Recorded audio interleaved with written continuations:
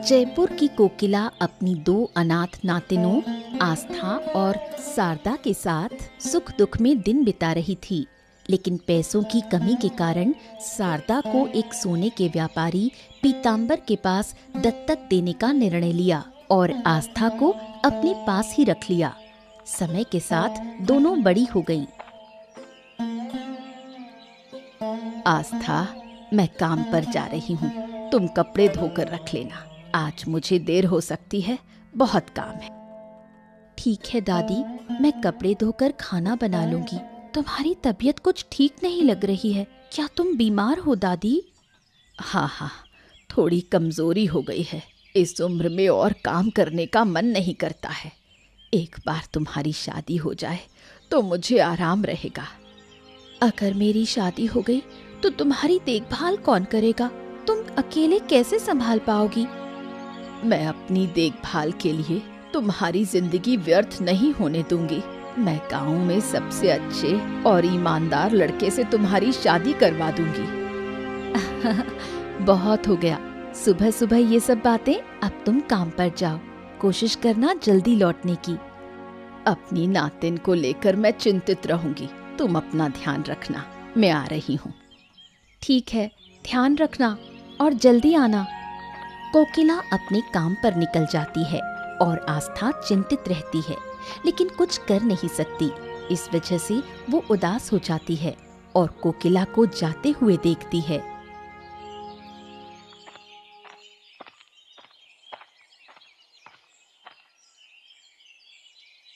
हाँ शारदा, तुमने मुझे बुलाया, क्या बात है, बताओ। हमारे कामकाजी आदमी रामू, उसे तुम काम से निकाल दो पापा। अरे लेकिन क्यों? रामू पिछले 15 सालों से हमारे घर में काम कर रहा है। अरे भाई, उसने तुम्हें गोद में उठाकर पाला है और तुम। मुझे कुछ नहीं सुनना। इस घर में वो काम नहीं करेगा। आज के दिन में उसे निकाल दो। ओहो, लेकिन हुआ क्या? किस गलती पर उसे निकाल दें? मुझे उसका दोष तो बताओ। रोज सुबह 8:30 बजे मैं नाश्ता करती हूँ। तुम जानते हो मुझे अनियमितता पसंद नहीं। आज उसने मेरे नाश्ते में 17 मिनट की देरी क्यों की? बेटा, कभी कभी ऐसा हो जाता है। इसका मतलब ये नहीं कि उसे काम से निकाल देना चाहिए। अब उसकी उम्र हो गई है, हमारे पैसों से उसका परिवार पलता है। अगर उसे निकाल देंगे ना तो ये नाइंसाफी होगी बेटा। तुम मेरी बात नहीं मानोगे ना? ठीक है, अब देखो मैं क्या करती हूँ। फिर शारदा घर के कई कांच के सामान फेंककर तोड़ देती है। ये देखकर पीताम्बर डर जाता है। ओहो, अच्छा, ठीक है। मैं देखता हूँ। तुम तोड़ फोड़ मत करो, रुक जाओ। आज के बाद अगर मैंने रामू को इस घर में देखा तो मैं यहाँ से कहीं और चली जाऊंगी। बेचारा पीताम्बर शारदा के गुस्से और अहंकार को देखकर चिंतित हो जाता है और उसकी बात मानने के लिए मजबूर हो जाता है। कुछ पैसे देकर वो रामू को निकाल देता है और रामू रोते हुए वहां से चला जाता है। शाम को काम खत्म करके कोकिला घर लौट रही थी। मुरली भी उसी रास्ते से आ रहा था। तब दोनों एक दूसरे को देखकर रुक जाते हैं और बात करने लगते हैं। मुरली, कैसे हो? मैं तुम्हें काफी दिनों से ढूंढ रही थी। तुम अपने घर में भी नहीं मिले, कहाँ गायब हो गए थे? मैं नागपुर गया था कुछ व्यापारिक काम से, कल रात को ही लौटा हूँ। तुम मुझे अचानक क्यों ढूंढ रही हो? क्या बात है, कुछ समस्या है क्या? तुम्हारा कपड़े का व्यापार अच्छा चल रहा है? हाँ, वो तो बहुत अच्छा चल रहा है। नागपुर में भी अब मेरे कपड़े बिक रहे हैं। लेकिन तुम बताओ, मुझे ऐसे क्यों ढूंढ रही थी मासी? सुनकर बहुत खुशी हुई। मुरली, तुम्हारी तो मैं जान पहचान वाली हूँ। मुझे तुमसे एक छोटी सी मदद चाहिए। मदद क्या मासी, तुम जो कहो मैं करूंगा। पैसे या कुछ और, जो भी बोलो तुम, बस बोलो। मेरी नातिन आस्था, तुम उसे बचपन से जानते हो। वो बहुत ही घर गृहस्थ और शर्मीली लड़की है। अगर मेरी जिंदगी में मुझे कुछ हो गया और उसकी शादी हो जाए तो मुझे कोई चिंता नहीं होगी, समझे? तो तुम आस्था की शादी करवाना चाहती हो? चलो कोई बात नहीं, मैं हूं ना। शादी की पूरी जिम्मेदारी मेरी, चिंता मत करो। शादी से लेकर मैं सब कुछ करूंगा। अरे भाई, आस्था तो मेरी बहन जैसी है ना। ठीक है, लेकिन उसके लिए एक ईमानदार और नेक लड़के की तलाश करना। वो बहुत शर्मीली है और बहुत सीधी है। आजकल के चालाक लड़कों पर कोई भरोसा नहीं है। एक लड़का है, मुर्गी के फार्म का व्यवसाय करता है, बहुत ईमानदार और शांत स्वभाव का है। पैसे ज्यादा नहीं है, लेकिन मुझे पूरा विश्वास है कि आस्था को बहुत अच्छे से रखेगा। क्या कह रहे हो? तो उसे एक बार मिलवा कर देखो ना। पैसे वैसे की कोई बात नहीं है, लड़का अच्छा होना चाहिए, लेकिन लड़के की भी रजामंदी चाहिए। वो मेरा दोस्त है, अगर मैं कहूं तो वो मना नहीं करेगा। तुम कहो तो अगले रविवार को तुम्हारे घर उसे लेकर आऊं, आस्था को देखे, और अगर दोनों को पसंद आ जाए तो फिर उसी दिन बात पक्की कर लेंगे। क्या कहती हो? बिल्कुल आओ, मुझे कोई आपत्ति नहीं है। मैं आज ही जाकर आस्था को बताऊंगी। कोकिला बहुत खुश होती है और अपनी नातिन के लिए लड़का ढूंढने की चिंता कम हो जाती है। वो खुशी से मुरली को विदा करके घर की ओर चल देती है। प्रणव एक किसान है। मुर्गी के अंडे और मुर्गियां बेचकर उसका घर चलता है। आज तक गांव में किसी ने उसे गुस्से में या किसी से झगड़ते हुए नहीं देखा। सभी के साथ उसका बहुत अच्छा संबंध है। मुरली और प्रणव एक दूसरे के बहुत अच्छे दोस्त हैं। अरे प्रणव मेरे दोस्त, जल्दी काम खत्म करके इधर आ। प्रणव अपनी मुर्गियों को खाना दे रहा था। मुरली को देखकर प्रणव खुश हो जाता है। लगभग 1 महीने बाद अपने प्यारे दोस्त को देखकर काम छोड़कर मुरली के पास दौड़ कर आता है। अब जब से तूने नया व्यापार शुरू किया है, पूरा महीना शहर से बाहर रहता है। चल, आज पूरा दिन बैठ के बातें करेंगे। अरे मित्र, ये बातें होती रहेंगी। मैं तेरे लिए खुशखबरी लेकर आया हूँ, तू पहले उसे सुन, खुशी से पागल हो जाएगा। खुशखबरी? क्या है वो? अबे तेरे लिए रिश्ता लेकर आया हूँ। रिश्ता? किसका? मतलब कहाँ रहती है वो? कौन है? क्या करती है? कैसे करती है? अरे बस इतने सारे सवाल एक साथ। अरे लड़की है, हमारे मोहल्ले की, नाम है आस्था। माँ बाप बचपन में मर गए, अब वो अपनी दादी के पास बड़ी हुई है। बहुत ही गृहिणी और व्यवस्थित लड़की है यार, बहुत अच्छी है। अरे लेकिन मतलब इस तरह बिना जाने पहचाने क्या ऐसे रिश्ता किया जा सकता है? जान पहचान का इंतजाम तो मैंने कर लिया भाई, सीधी बात है। तू चुपचाप रविवार को आ रहा है, तू मेरे साथ आस्था के घर पर जाएगा। मैं कोई बहाना वाना नहीं सुनने वाला, पहले बता रहा हूँ। मैंने उसकी दादी से कह दिया है कि तुझे लेकर आऊंगा, मतलब आऊंगा, बस। अब जब तू पसंद करता है तो मुझे विश्वास है कि लड़की अच्छी होगी। मैं तेरे साथ उसके घर जाऊंगा और उसे देखूंगा, ठीक है? तो ठीक है, रविवार को जाकर आस्था और तेरा परिचय मैं करवा दूंगा। फिर अगर तुझे ठीक लगे तो शादी की सारी तैयारी कर लेंगे। क्या कहता है? माँ बाप के बिना प्रणव मुरली की बातों से खुश होता है और शादी करके नया जीवन शुरू करने के बारे में सोचता है।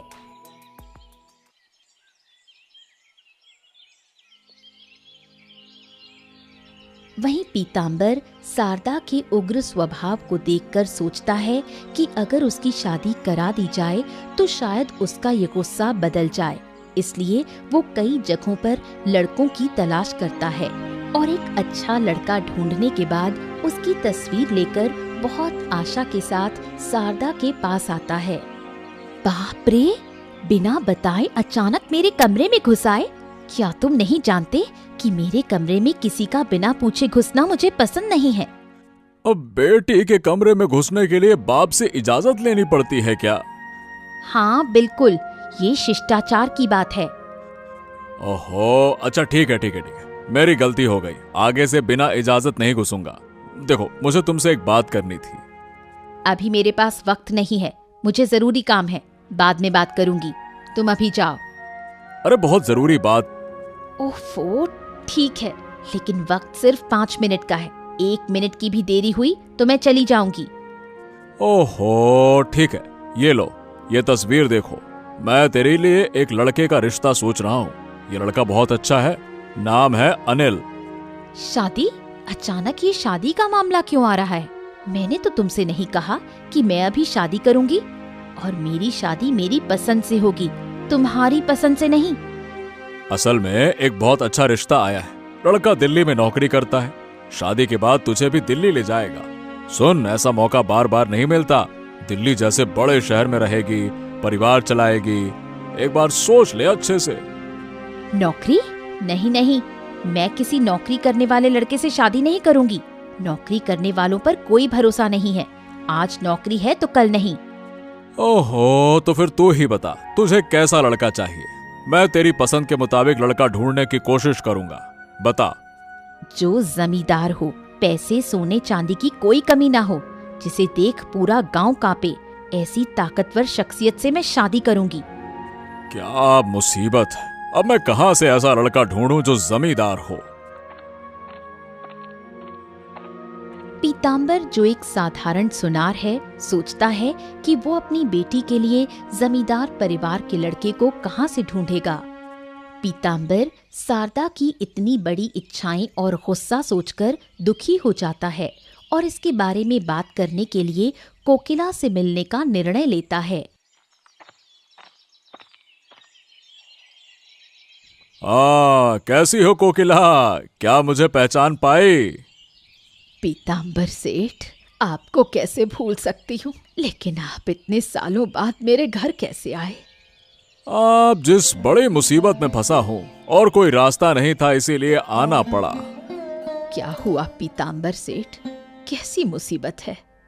अब बेटे बेटी नहीं होने के कारण मैंने तुम्हारी एक पोती को बहुत शौक से लिया था। सोचा था अपनी बेटी की तरह बड़ा करूंगा, लेकिन क्या वो ठीक है ना? वो कहाँ है?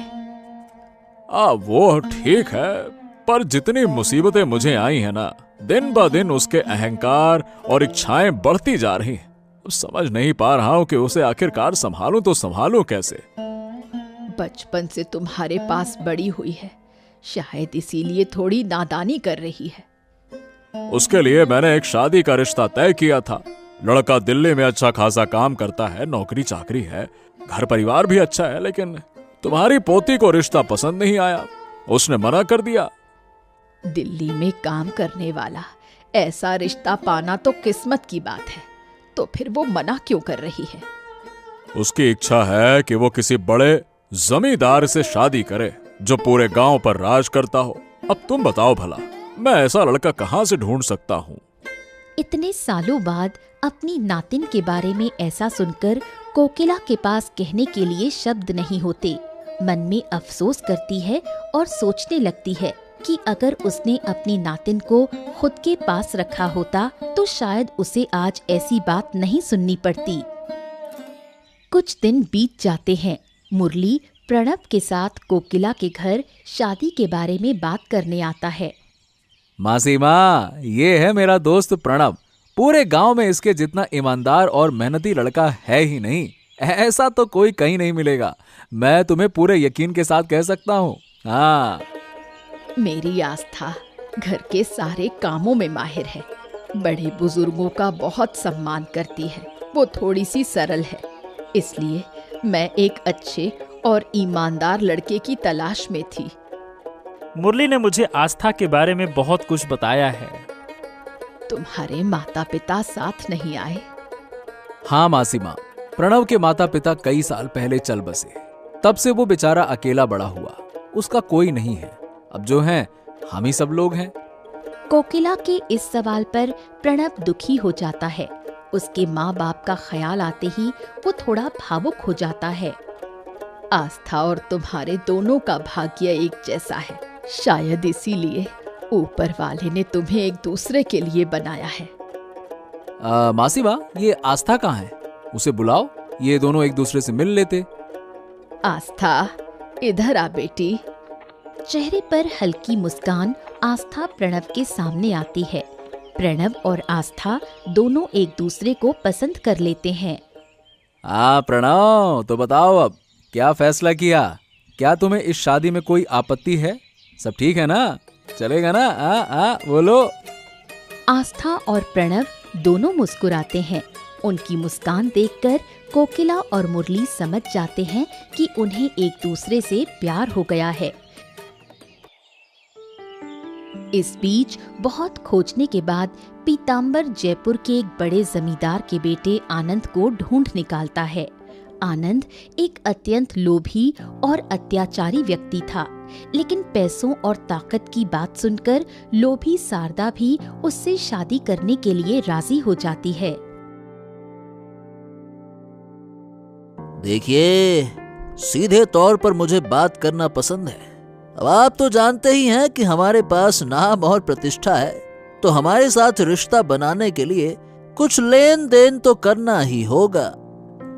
हाँ हाँ हाँ, बिल्कुल बिल्कुल, आप बताइए आपको क्या चाहिए, मैं अपनी पूरी कोशिश करूंगा।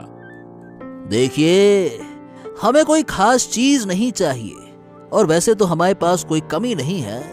आप एक काम करिए, बस नगद 3 लाख रुपए, एक मोटरसाइकिल और कुछ सोने चांदी के गहने तो आप देंगे ही, बस इतना ही। इतना पैसा और मोटरसाइकिल? बाप रे बाप, मैं तो पूरी तरह से कंगाल हो जाऊंगा। ये लड़की मुझे किस मुसीबत में डाल रही है। तो आपकी बेटी मुझे पसंद आई है, और अगर आप मेरी मांग पूरी कर सकते हैं तो मैं आपकी बेटी की मांग भर सकता हूँ। मेरा मतलब है कि आपकी बेटी को जीवन भर खुश रखूंगा, और अगर नहीं तो ठीक है, बाकी मैं उम्मीद करता हूँ कि आप समझ ही गए होंगे। हो, मेरी एकमात्र बेटी है तो उसकी खुशी के लिए मुझे जो करना होगा मैं करूंगा। मैं चाहता हूं कि वो हमेशा खुश रहे। इस पर आपको चिंता करने की कोई बात नहीं है। आप मेरी मांगें पूरी करिए, मैं आपकी पूरी बात मानूंगा। चलिए, अच्छा फिर अपनी बेटी को लेकर अगले हफ्ते मेरे घर आइएगा, बाकी की बातें वहीं होंगी, ठीक है? हैं? आपके घर क्यों? यहाँ तो हम बात पक्की कर सकते हैं ना। अच्छा, तो अब देखिए,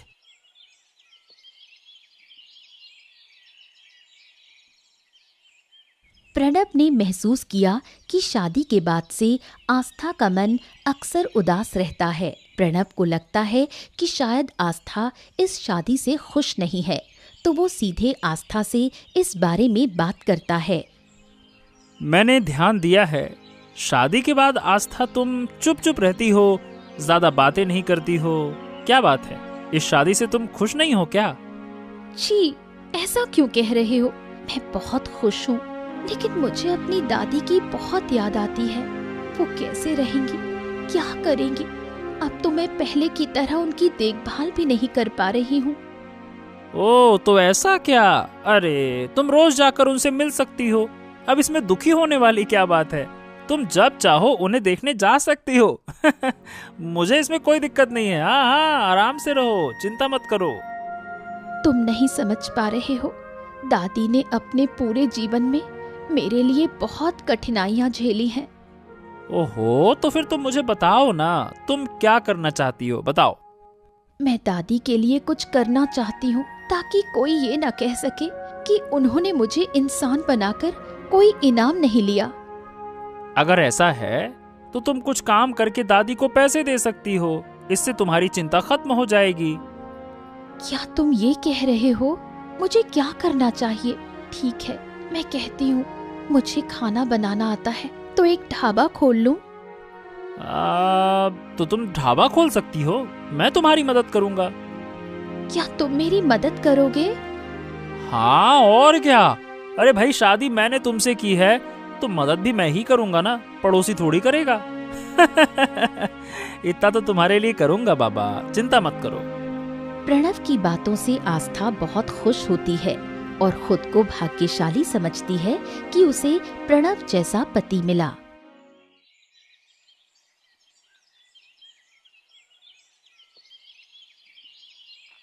प्रणव ने आस्था के ढाबा खोलने के विचार को मुरली को बताया, लेकिन ये सुनकर मुरली किसी भी हालत में प्रणव की बात पर सहमति नहीं देता। नहीं नहीं नहीं नहीं नहीं नहीं, ये बिल्कुल भी नहीं हो सकता प्रणव। मैं तेरा सब कुछ मान लूंगा, लेकिन ये बात मैं किसी भी कीमत पर नहीं मान सकता। तू ये सोच भी अपने दिमाग से निकाल दे भाई। हाँ, भूल जा इसको। अरे लेकिन क्यों? ढाबा खोलने में क्या अपराध है? मुझे तो इसमें कोई समस्या नजर नहीं आती। और ढाबा आस्था का अकेला का नहीं होगा, मेरा भी होगा। अरे भाई, तू जानता है ना गांव का माहौल कैसा है। अगर लोग जानेंगे कि एक लड़की ढाबा खोलने जा रही है तो कोई भी दुकान या जगह नहीं देगा उसे। ये भी तो देख। ओहो, लेकिन मैंने आस्था से वादा किया है कि मैं उसकी मदद करूंगा, और इसीलिए मुझे ये नहीं देखना है कि लोग क्या सोचते। मैं आस्था को दुखी नहीं देख सकता भाई। ओहो, तो तू क्या इसके लिए समाज के नियमों को तोड़ देगा? बता। अरे तो समाज को समाज की तरह रहने दो, उसको समाज को छोड़ो। अब अगर गांव में कहीं जगह नहीं मिलती तो आस्था के ढाबे के लिए तो मैं जमीन के नीचे ढाबा खोल दूंगा। हाँ। हैं? जमीन के नीचे? पगला गया है क्या? वो कैसे करेगा? वो सब मैं देख लूंगा कैसे करना है, लेकिन मैं जमीन के नीचे खोल दूंगा। हाँ। ए प्रणव, तू बहुत बड़ी गलती कर रहा है। अरे पगला, तू अपने मुंह से खुद पर कालिक पोतने का इंतजाम कर रहा है, कुछ भी बोले जा रहा है। अरे मैंने सोचा था कि तू मेरा साथ देगा, लेकिन सही बताऊं मुरली, तुझसे ऐसी उम्मीद बिल्कुल ना थी। जा रहा हूं मैं। मुरली और प्रणव के बीच झगड़ा शुरू हो जाता है, लेकिन प्रणव अपने निर्णय से पीछे नहीं हटता। पीताम्बर ने बहुत कर्ज लेकर शादी का इंतजाम किया, लेकिन आखिरी समय में वो मोटरसाइकिल नहीं खरीद सका, और ये खबर आनंद के पास पहुंचते ही वो शादी के मंडप से उठकर चला जाता है। मैंने आपको बार बार कहा था ना, अगर मेरी शर्तों में एक भी बदलाव हुआ तो मैं आपकी बेटी से शादी नहीं करूंगा। देखो बेटा, मैंने बहुत कोशिश की, विश्वास करो। मैं 1 महीने में मोटरसाइकिल खरीद दूंगा, इसकी चिंता मत करो। आप दुआ करें और शादी को रद्द मत करें। कई घर की लड़कियां मुझसे शादी करने के लिए दौड़ रही हैं, लड़कियों की लाइन लगी हुई है। मैंने सिर्फ आपकी बेटी को चुना था, और आप कह रहे हैं कि मुझे 1 महीने का इंतजार करना होगा, हैं? बेटा, अब अगर आप शादी नहीं करेंगे तो मेरी बेटी का भविष्य खराब हो जाएगा। ऐसा मत करो बेटा। आपकी बेटी का क्या होगा ये मेरा मामला नहीं है मिस्टर। सीधी बात है, मैं ये शादी नहीं कर रहा। आनंद ने शारदा से शादी तोड़ दी और मंडप में भरी हुई भीड़ के सामने पीताम्बर रोते हुए खड़ा हो गया। शारदा पीताम्बर पर गुस्से से आग बबूला हो गई। मेरी शादी टूट गई, मैं अपवित्र हो गई, ये सब तुम्हारे कारण हुआ, मैं तुमसे नफरत करती हूँ। ये कहकर शारदा मंडप से उठकर रोते हुए चली जाती है, और बेचारा पीताम्बर सिर झुकाकर खड़ा रहता है। लगभग 1 महीने बाद आस्था और प्रणव ने अपना नया ढाबा खोला। कुछ ही दिनों में आस्था के हाथों के स्वादिष्ट खाने की खबर चारों ओर फैलने लगी। सच में मुझे बहुत खुशी हो रही है, आखिरकार हमारा सपना सच हो गया। और अगर इस तरह से फैलता गया तो जयपुर से भी लोग हमारे ढाबे पर आने लगेंगे। हाँ। ये सब कुछ सिर्फ तुम्हारी वजह से हुआ है। अगर तुम मदद नहीं करते तो मैं इतनी दूर नहीं आ सकती थी। अरे बाबा, तुम्हारी खुशी में ही मेरी खुशी है आस्था। मैं जब तक हूँ तुम्हारा कोई सपना अधूरा नहीं रहेगा, चिंता मत करो। दादी भी हमारी सफलता देखकर बहुत खुश है। सोच रहा हूँ कि मैं हमारे ढाबे का प्रचार शुरू करूंगा। देखो, शहर से लोग हमारे ढाबे पर आएंगे, सब हमें पहचानेंगे। क्या कहती हो? हाँ, बहुत अच्छा आइडिया है, लेकिन इसके लिए तो बहुत पैसों की जरूरत है। आहा, जब तक मैं हूँ तुम्हें पैसों की चिंता करने की कोई जरूरत नहीं है। हाँ। मुरली छिपकर प्रणव और आस्था की बातें सुन रहा था, जो किसी भी तरीके से उनका ढाबा बंद करवाना चाहता था। प्रणव कितना स्वार्थी है। मैं उसका बचपन का दोस्त हूँ, लेकिन उसने मेरी बात भी नहीं सुनी। अब मैं देखता हूँ कि वो कैसे तरक्की करता है। हाँ। मुरली जानता था कि शारदा और आस्था सगी बहनें हैं, और वो आस्था को नुकसान पहुंचाने के लिए शारदा की मदद लेने का विचार करता है। पीताम्बर ने शारदा से बात करना बंद कर दिया। वो अकेली रहने लगी, और चूंकि वो कुंवारी थी, अब कोई उससे शादी नहीं करना चाहता था, यही मौका था मुरली के लिए। तुम सरदा हो ना? आप कौन हैं? सही से पहचान नहीं पाई। मेरा नाम मुरली है। तुम मुझे पहचान नहीं सकोगी, लेकिन मैं तुम्हें बहुत अच्छे से जानता हूँ। तुम मुझे कैसे जानते हो? क्योंकि मैं तुम्हें तब से जानता हूँ जब तुम पीताम्बर मशाय की बेटी नहीं थी। तुम क्या कह रहे हो? तुम कौन हो? पीताम्बर मशाय की बेटी होने का जो तुम्हें घमंड है ना, वो घमंड तुम्हें शोभा नहीं देता, क्योंकि तुम बेटा उनकी असली बेटी ना हो। तो फिर मैं कौन हूँ? मेरी पहचान क्या है? और तुम ये सब कैसे जानते हो? यहाँ से कुछ दूरी पर एक बूढ़ी महिला कोकिला रहती है। तुम उनकी पोती हो, और तुम्हारी एक बहन भी है, उसका नाम है आस्था। मैं विश्वास नहीं करती, तुम झूठ बोल रहे हो। जाओ एक काम करो, पीताम्बर मशाय से खुद ही पूछ लो, वो तुम्हें सच्चाई बता देंगे। जाओ पूछ लो। मैं अभी जा रही हूँ, लेकिन अगर तुमने झूठ बोला तो मैं तुम्हें छोड़ूंगी नहीं। मुरली की बातें सुनकर शारदा के दिमाग में गुस्से की आग जलने लगी और वो सच्चाई जानने के लिए पीताम्बर के पास दौड़ने लगी। शारदा पीताम्बर के पास जाकर सारी सच्चाई जानना चाहती है और पीताम्बर के पैरों तले जमीन खिसक जाती है जब शारदा ये सवाल पूछती है। ये सब झूठ है। तू मेरी ही बेटी है, मैं ही तेरा बाप हूँ बेटा। तुम झूठ बोल रहे हो। एक आदमी आकर मुझे सारी सच्चाई बता चुका है। अब तुम खुद अपनी जबान से सब कुछ स्वीकार करोगे या मैं घर छोड़ दूं? ओहो नहीं नहीं नहीं बेटी, घर छोड़ने की बात मत कर। अब देख मेरी बात सुन। हाँ ये सच है कि मैं तेरा असली बाप नहीं हूँ। 20 साल पहले मैंने तुझे गोद लिया था। तुम छोटी थी इसलिए तुम्हें कुछ याद नहीं, लेकिन मैंने कभी तुम्हें पराया नहीं समझा बेटा। पीताम्बर की बातों को सुनकर शारदा टूट जाती है और वो शर्मिंदा होती है कि उसने पीताम्बर के साथ कितना बुरा बर्ताव किया।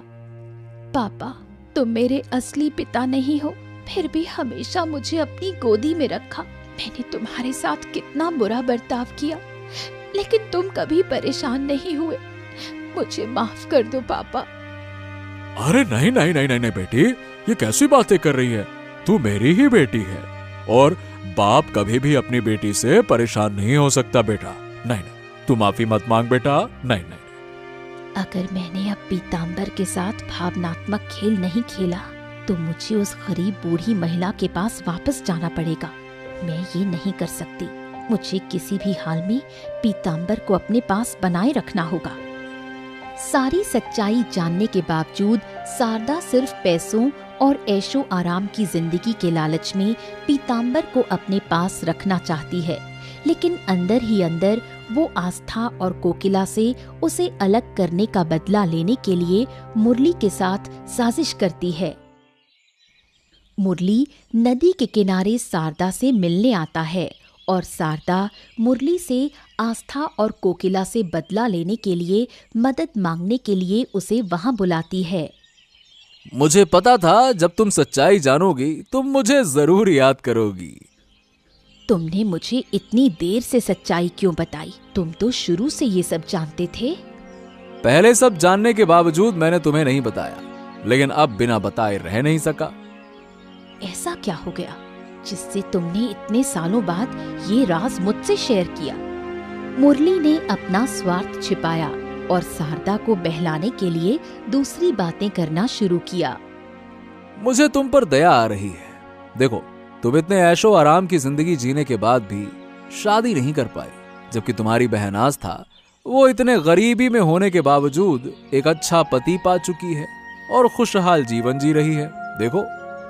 ऐसा है क्या? अब वो क्या कर रही है? उसने जमीन के नीचे ढाबा खोला है और उसका पति प्रणव उसकी मदद कर रहा है। में शादी नहीं आई और आस्था सुखी और शांतिपूर्ण जीवन जी रही है। अगर मैं खुश नहीं हूँ तो मैं किसी और को खुश नहीं होने दूंगी। शारदा के दिल में ईर्ष्या जाग जाती है। अपनी ईर्ष्या के चलते वो मुरली को आदेश देती है कि वो आस्था के ढाबे को रात के अंधेरे में तोड़ फोड़ दे। तुम चिंता मत करो, काम हो जाएगा। उसी रात मुरली आस्था के ढाबे को तोड़ने जाता है, लेकिन तभी 2 गांव वाले उसे तोड़फोड़ करता देख लेते हैं और उसे पकड़कर पुलिस के हवाले कर देते हैं। पुलिस की पूछताछ में मुरली बताता है कि इन सब के पीछे शारदा का हाथ है। तुम भी मेरी पोती हो, लेकिन मेरे लिए दोनों को एक साथ पालना मुश्किल था, इसलिए मैंने तुम्हें पीताम्बर सेठ के पास दे दिया। ये जानने के बाद कि आस्था तुम्हारी छोटी बहन है, तुमने आस्था को नुकसान पहुंचाने की कोशिश की। ये तुम्हारा बहुत बुरा काम था। मुझे तुम पर शर्म आ रही है। आस्था ने तुम्हारा कोई नुकसान नहीं किया।